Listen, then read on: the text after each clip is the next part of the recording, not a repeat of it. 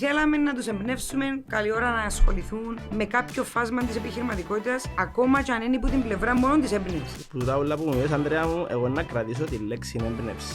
Που το giraffes in the kitchen είναι ότι καμιλοπάρδαλι είναι το ζώο το οποίο είναι πιο ψηλό, το οποίο έχει 360 ώρας, άρα είναι πολλά perceptive. Και η κουζίνα είναι το πιο creative κομμάτι του σπιτιού.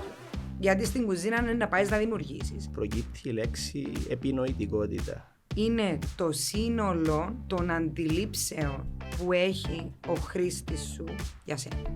Θεωρώ ότι πρέπει να είσαι επινοητικός, να θέλεις να εμπνεύσεις και να έχεις όραμα. Είναι εύκολο, Σίγουρα. αλλά γίνεται. Τι είναι η καινοτομία επιτέλους? Επειδή ακούμε πολλά τη λέξη για την καινοτομία.